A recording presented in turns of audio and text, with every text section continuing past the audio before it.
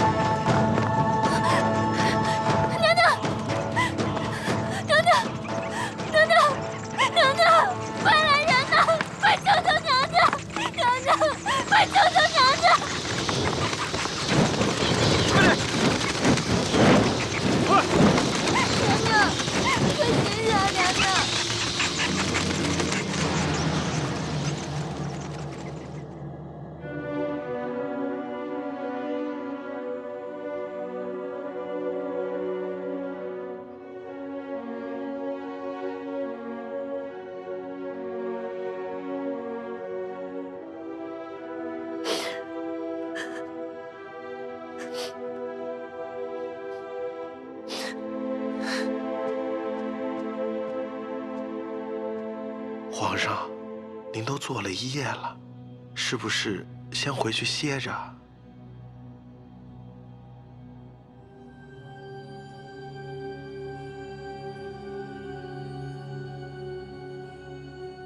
皇上，身体要紧，臣妾会一直在这里守着，若有消息，定第一时间报去养心殿。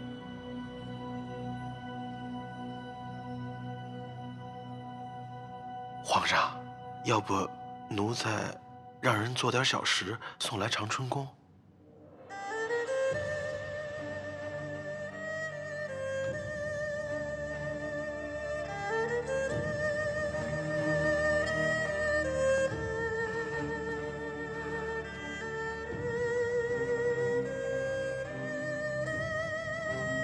好了，别在这哭了，赶紧出去吧。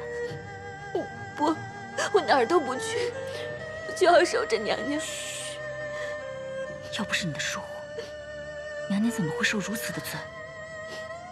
你要再在这哭，让皇上听见了，就得挨板子了。赶紧出去，听见了没？哎呀，走。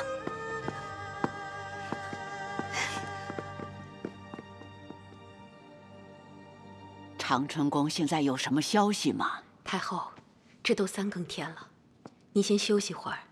若有任何消息传来，奴才自会禀报。都怪你非拦着我，否则我现在在长春宫那儿等消息，也免得在这儿忧心忡忡的。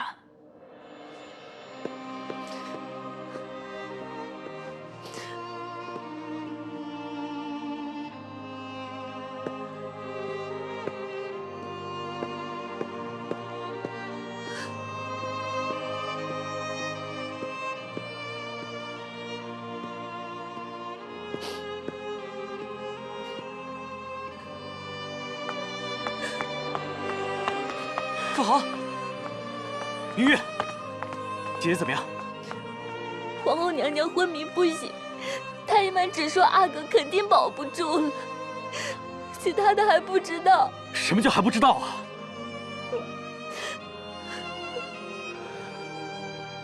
父皇，你去哪儿啊？找岳天士。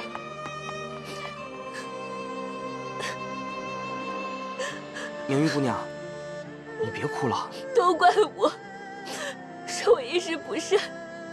若我紧紧拉住皇后娘娘，就不会发生今天这种事情了。当时御景亭那么多人，全都受到了蝙蝠的惊吓，惊慌失措、乱跑乱撞的，你一个人拉得住皇后娘娘吗？你不知道，你什么都不知道。璎珞跟我说过，不管去哪儿，谁都不要管，紧紧守着娘娘。是我没听她的话，都怪我不好。我应该护着皇后娘娘的，这样她就不会摔下御景亭。都是我的错。错归错，事已至此，哭哭啼啼的，能够解决事情吗？皇后娘娘她已经昏迷了，到处一团乱，你在这里哭得那么伤心，除了添乱之外，什么用处也没有。不如想一想，该怎么办吧。找他，我去找他。哎，明玉姑娘，放开我！怎么一个这样，两个也这样，都中邪了？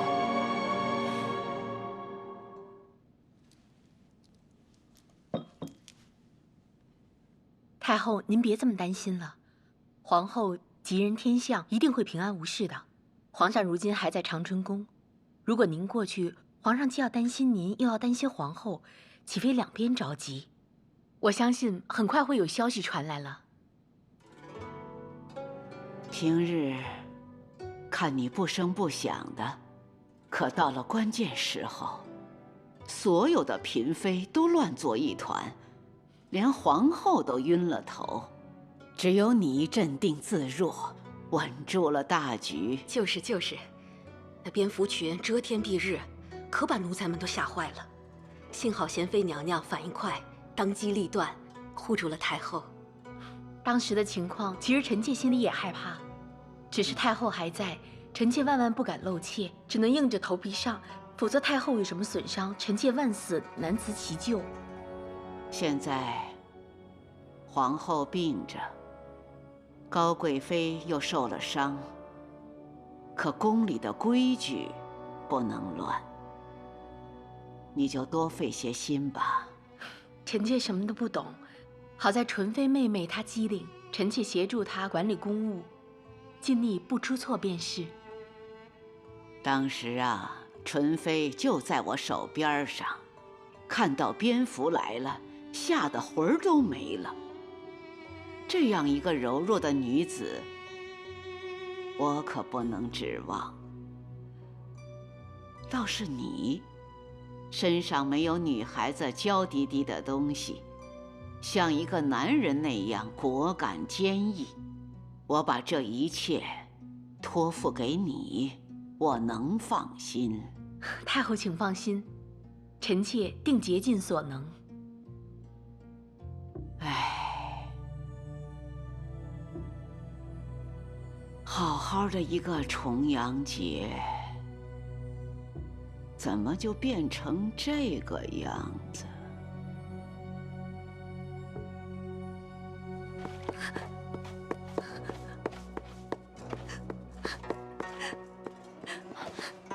明玉，璎珞，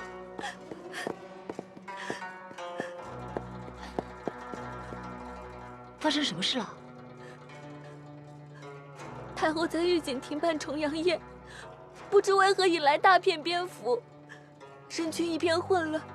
皇后娘娘不幸坠下了登道。娘娘现在如何？整个太医院都在为娘娘医治，可娘娘就是昏迷不醒。我不是跟你说了吗？不管什么时候你都要……我不是故意的，当事人这么多，我不知道谁推了我一下，我就倒下了。是谁第一个发现皇后娘娘坠下登道？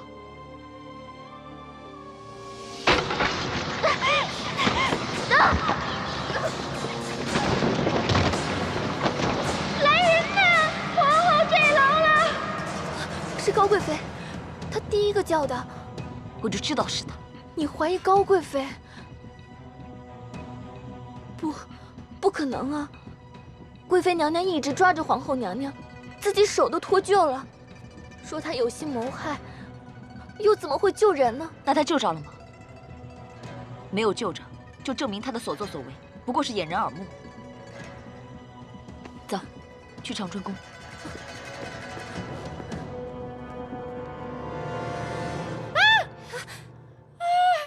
你怎么治病的？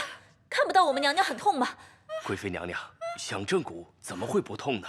您得忍一会儿，马上就好。还要吗？够了！这个没用的奴才，长骨长这么久。微臣告退。本宫冷汗都出透了。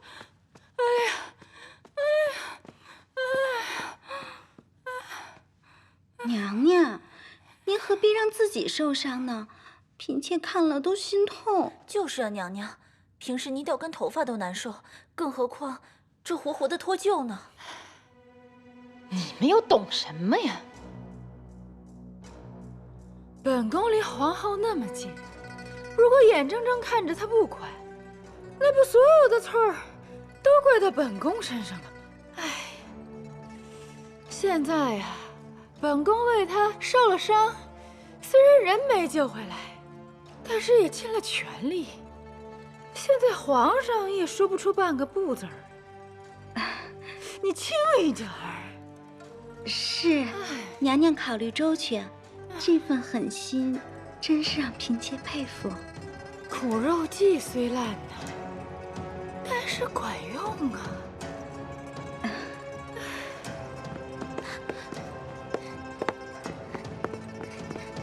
快走吧。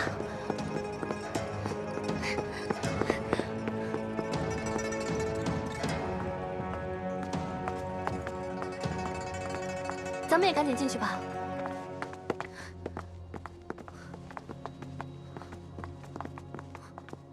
你怎么不走了？皇后娘娘还等着咱们呢。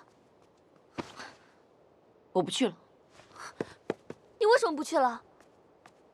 皇后娘娘将我逐出了宫，我也不再是长春宫的人了。我为什么要去啊？魏璎珞，你再说一遍。我不是长春宫的人了。皇后娘娘昏迷不醒，跟我有什么干系？皇后娘娘对你那么好，如今她昏迷不醒，你竟然说出这样的话，还有没有良心？就是，咱们服侍皇后娘娘这么多年，谁不比你日子长？可是娘娘偏偏最疼爱你，连尔晴都比不上。你现在说这样狠的话，对得起娘娘吗？你进去看一眼怎么了？你会少块肉吗？好歹也是我们长春宫出去的人，连从前的主仆情分你都忘了吗？皇后娘娘逐我出宫的时候，可没人替我求情，害我沦落为新者库人，受尽了苦楚。如今倒是都义正辞严，一个个跑过来指责我无情。凭什么？难道我进去看一眼皇后娘娘，她就能醒过来吗？你有这个时间啊，我还不如多干点活呢。否则，饿肚子的也只是我自己，又不是你们。你简直坏透了！闹够了没有啊？我真的有很多活要干。我可不像你们这些养尊处优的大宫女，只是张张口就有锦衣玉食。滚！你马上滚！长春宫不欢迎你。皇后娘娘倒了，长春宫也不是什么香饽饽了。就是你们跪着求，我也不稀罕。滚！马上滚！坏女人，真是个坏女人！算了，明玉，你别生气了。皇后娘娘的身子才最要紧，富察侍卫，你还追她干什么呀？随她去吧。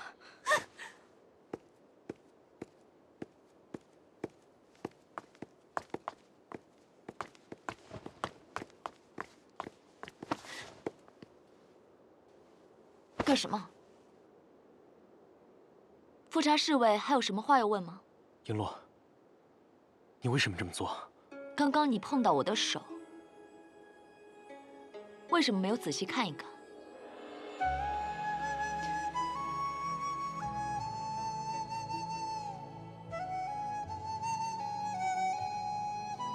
现在看清楚了吗？这原本是一双秀女的手，没有一丝伤痕，没有半点茧子。只有这样的手，才有资格触碰最柔美的丝绸。可如今，这双手伤痕累累，满是血口，就算是痊愈了，以后再也不能拿起针线了。这是拜谁所赐？你姐姐呀。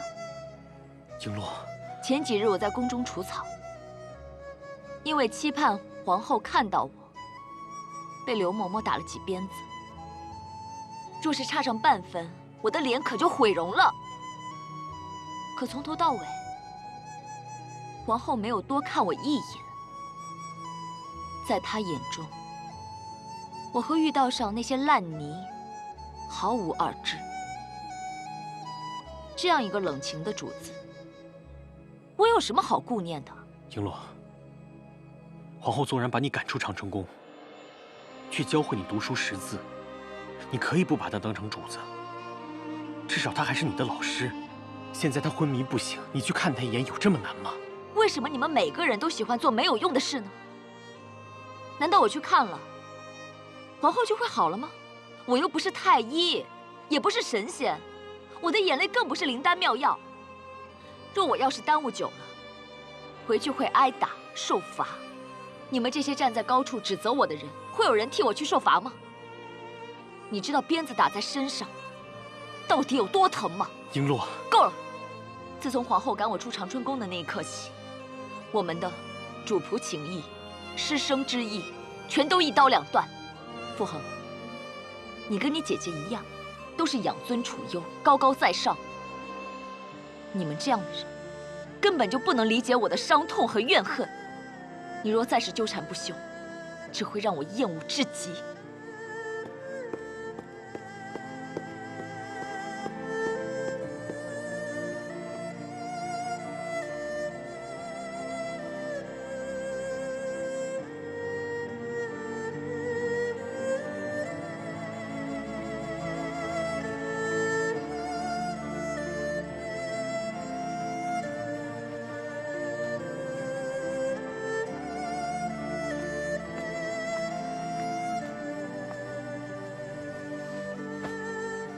我听说你昨夜在长春宫里发脾气了，啊？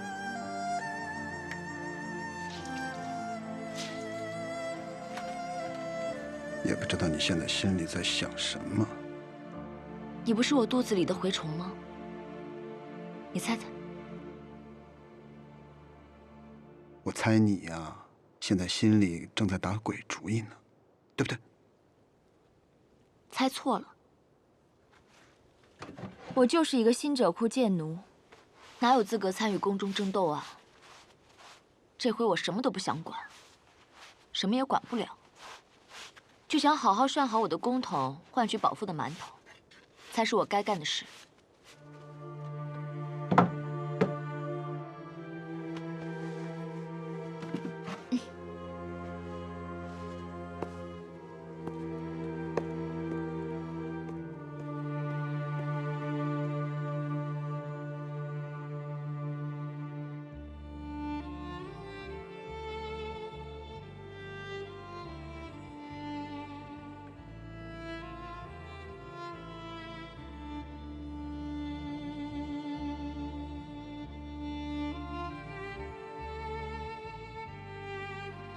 太医能说的，朕都已经听议了。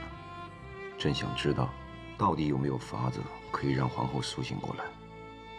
臣刚刚给皇后娘娘施了针，性命暂且无忧。不过，到底什么时候能醒，臣也没有把握。连你也没有办法。皇后娘娘脑部受伤，有大量淤血，如今神昏目闭，脉息沉滑，病势太重，气体太虚，只能尽人事，听天命了。但愿娘娘吉人自有天相，寿上天必有，能够早日醒过来。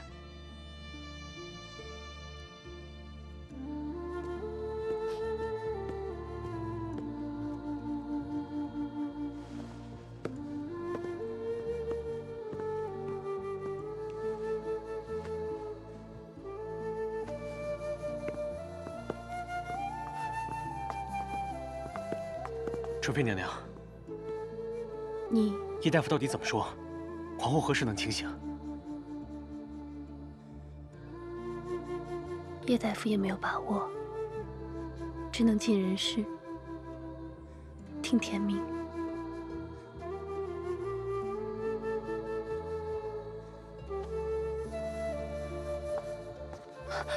傅恒，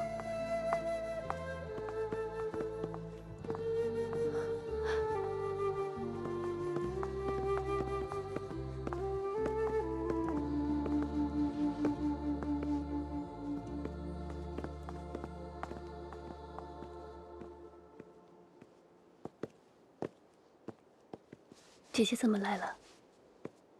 怎么泪盈盈的？皇后娘娘是不是不大好啊？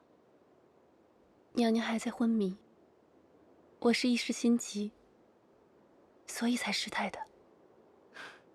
妹妹不必担心，我最了解你的心思。走吧，我陪你去看看皇后娘娘。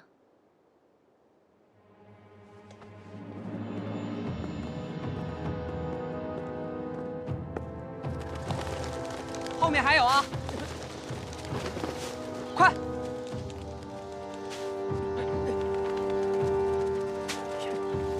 事情结果调查的如何？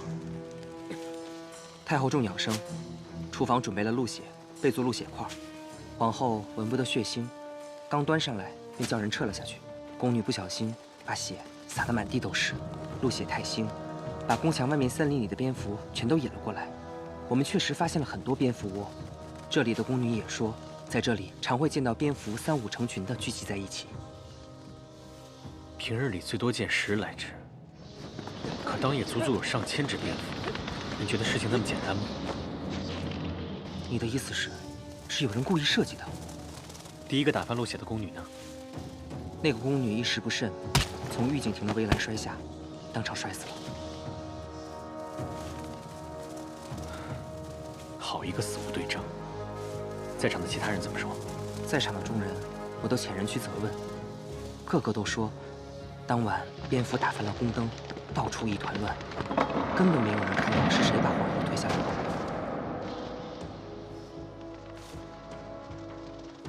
储秀宫呢？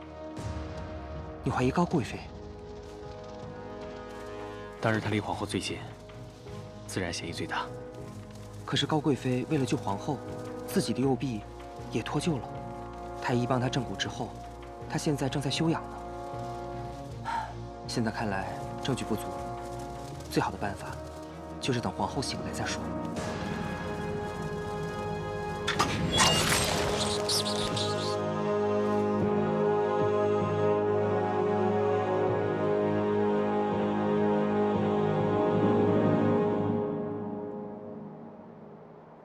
哎，你们听说了没？皇后昏迷了10余日，现在还没醒呢。对秀山那么高，登道又很陡峭，皇后能保住性命已经是万幸了。可她这么一倒下，宫里怎么办？要我说啊，贤妃可比皇后大方得多。皇后管理6宫的时候，成日不叫铺张浪费，勒令后宫缩减用度。如今换了贤妃，新者窟众人桌上都有肉沫了。哎，这皇后到底是你的主子，这么冷血无情，难怪人家都说你是个没血没泪的怪物。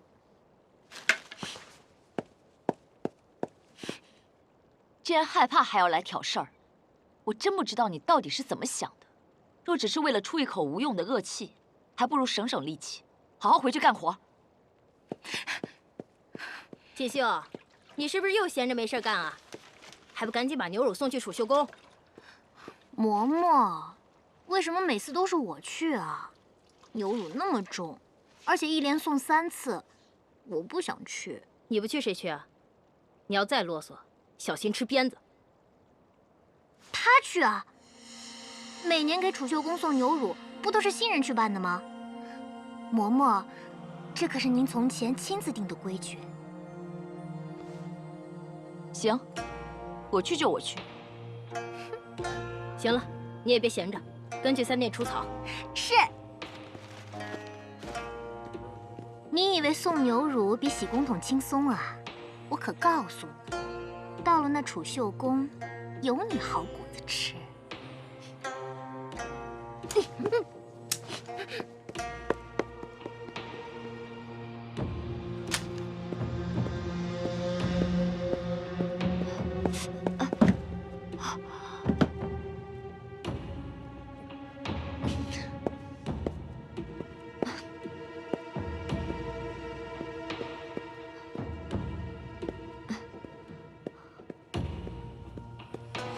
动作这么慢，又想挨板子了？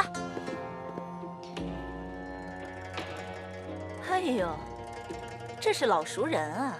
芝兰姐姐，我来送牛乳。贵妃娘娘正等着呢，快进去吧。是。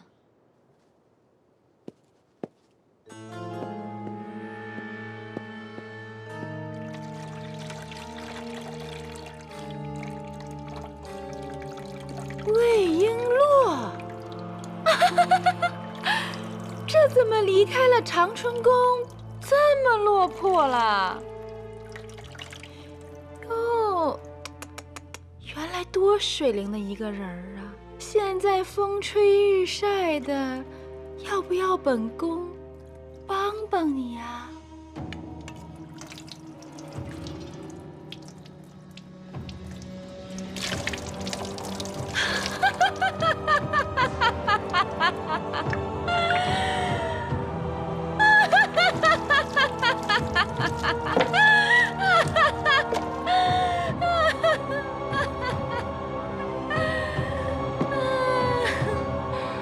贵妃娘娘，牛乳已经送到，奴才告退。娘娘赐你牛乳，这可是天大的恩典，你还没有谢恩呢，你要去哪儿啊？你们还想干什么？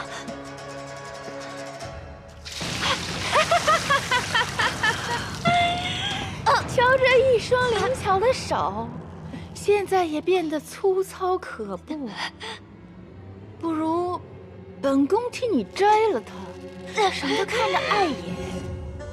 放心，本宫啊会让工匠们替你装双木手，保证比这个更有力气。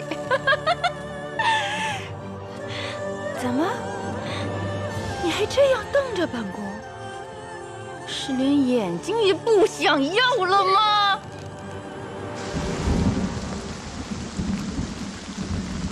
奴才恭请皇上圣安。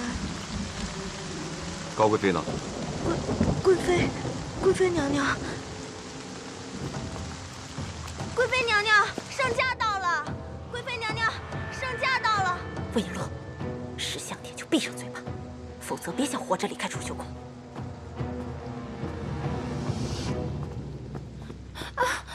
皇上，起来吧。手不是脱臼了吗？为何不在床上躺着？太医已经为臣妾正了骨，臣妾好多了，正准备吩咐人抬水沐浴，就碰上了这丫头，毛手毛脚的，把牛乳撞翻了。您瞧，臣妾的裙摆都弄湿了。笨手笨脚的，还不快下去！是。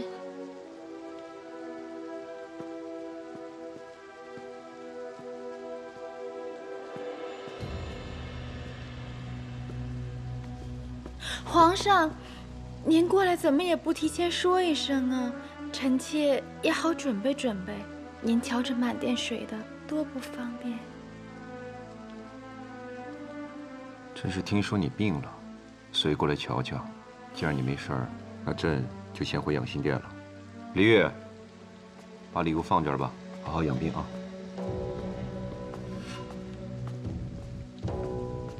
皇上，皇上，皇上，下这么大的雨，您要找什么呀？皇上，皇上，皇上，皇上，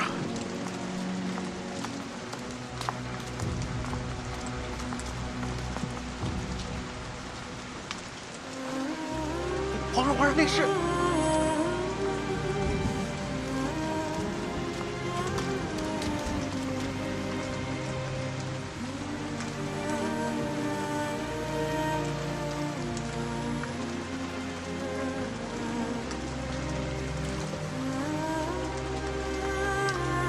少在朕面前装可怜。朕最厌恶的就是你这样惺惺作态的女人。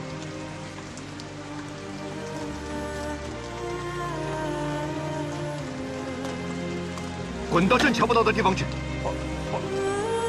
快，皇上，皇上！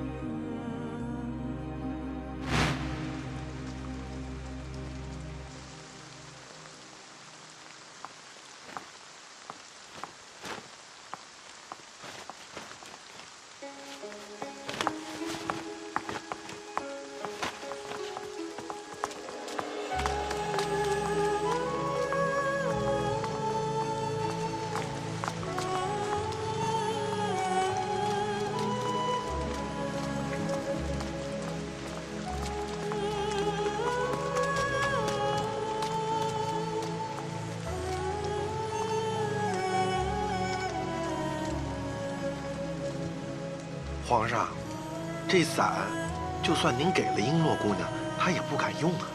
这是御用之物，她要是带回去自用，不知道要起多大的风波。天生反骨，自作自受。李煜，宫中什么时候实行用牛乳沐浴了？皇上，这，高贵妃保养肌肤也是为了讨皇上欢心，情有可原。牛乳是供应御茶膳房用于御膳的，容不得人糟践。即日起，传令内务府，各宫牛乳按品级供应，严禁再有浪费之举。听不懂吗？这，皇上，皇上。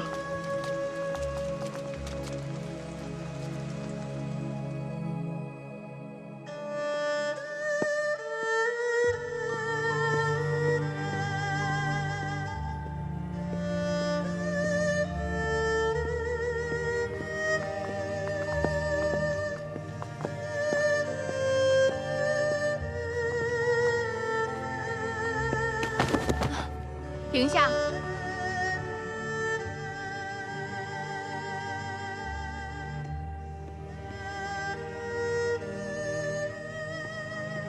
娘娘，好像是新者库的除草宫女晕倒了，请太医为她诊治一下吧。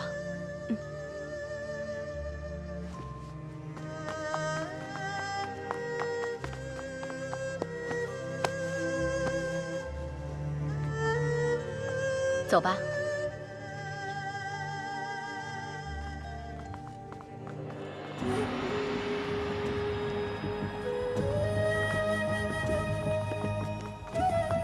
你可真有福气，撞上我们娴妃娘娘的彩章。这若是换做别人，谁理奴才的死活呀？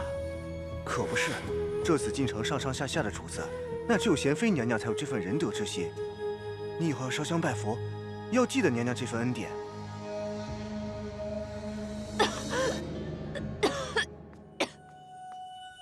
这是哪儿啊？刘嬷嬷嫌你有病，把你牵到仓库来了。来，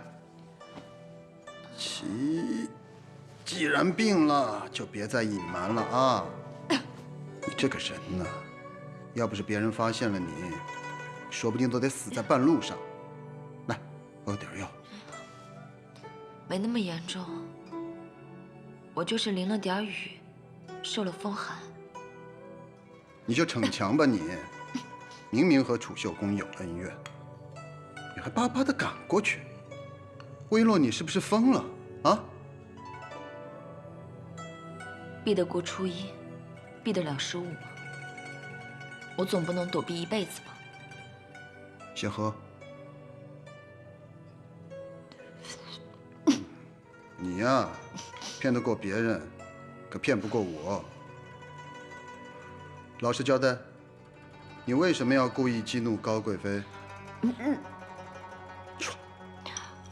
我头有点晕了，我再睡一会儿。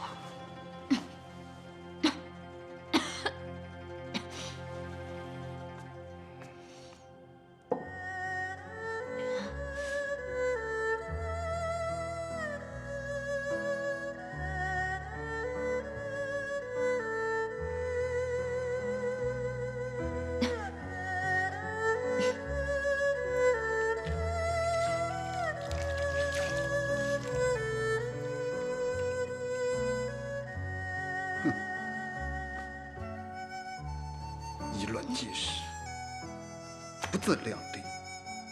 你看你现在这个样子，真生气呀！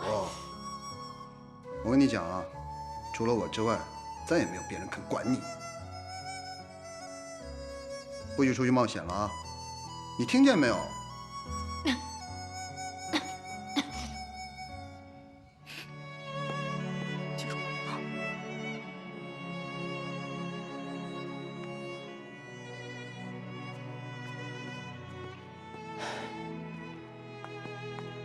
傅恒大人，你怎么在这儿啊？随便走走。你叫小太监收买新者库管事，我可是亲眼瞧见了。你看错了。你平时不是最讨厌这种行为的吗？怎么为了魏璎珞，原则都不要了？闭嘴吧你！别以为我不知道，你是想让人多照顾他是吧？喂，你去哪儿啊？等我呀！你的胳膊恢复得如何了？太后，臣妾的手已经好多了，还劳烦您惦记。只可惜，臣妾太无用，最后还是没有救下皇后。唉，你已经尽心了，只是厄运缠着皇后，才会出这样的不幸。唉，这些日子啊，不止太后忧心，皇上也是难展笑颜。过一阵子就是太后的寿诞了，臣妾倒是有心好好筹备一番。离寿诞还有半年之多，你太过于着急了。倒是现在长春宫里一片愁云惨雾，我哪有心思去庆祝啊？太后，正因如此，臣妾呀才特意寻来了民间的绝戏班子，为您和皇上好好表演，好好热闹一番，正好也驱驱宫里的闷气，免得人人愁眉深锁，人心惶惶。太后，娴妃娘娘来了，快请她进来。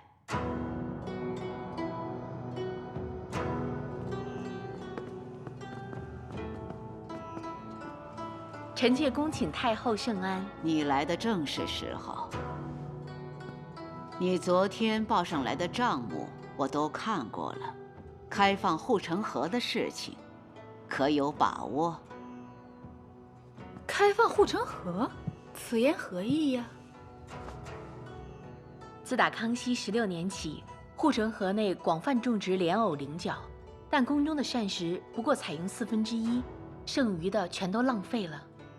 所以臣妾向太后提议，将莲藕、菱角全部贩卖，并在护城河内养鱼和水禽，所得到的银两全部记在账上。这能得多少银子啊？还得费那么大的心思。湖白之球，盖非一湖之皮也，不过是集腋成裘，聚沙成塔。最省事的方法，将荷花地租出去。臣妾已经算过了，每年能收125两酒钱的租银，总是个进项。娴妃刚一管事就动了宫中的旧例，不太妥当吧？旧例未必都好，就好像早先内务府管着26家当铺，皇上今年关了15家，将钱全都借给了商人，利息远胜于当铺利润。还有些旧例管不过来的，在康熙爷年间，内务府官庄不过57万亩，现如今已经翻了1倍。如果处处循着旧例，怎么理得清啊？梳理财物，并不需要赚多少银子，而是让宫中人看到，我们大清与奢侈的明宫是截然不同的，吃穿用度都缩减至从前的1/12，就连开源节流都处处落实。如果这样做，令宫中上下人人效仿，才是真正的好事。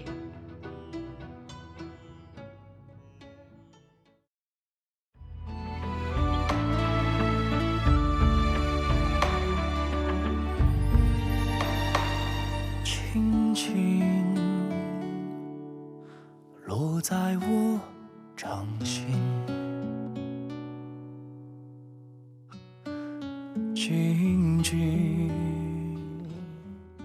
在掌中结冰，相逢是前世注定，痛并把快乐尝尽。明明话那么安心，假装那只是定理，逻辑也不能相信。此生如纸般薄命，我慢慢地听雪落下的声音，闭着眼睛幻想它不会停，你没办法靠近，绝不是太薄情，只是贪恋窗外好风景。我慢慢地品雪落下的声音，仿佛是你贴着我脚轻轻睁开了眼睛，漫天的雪无情，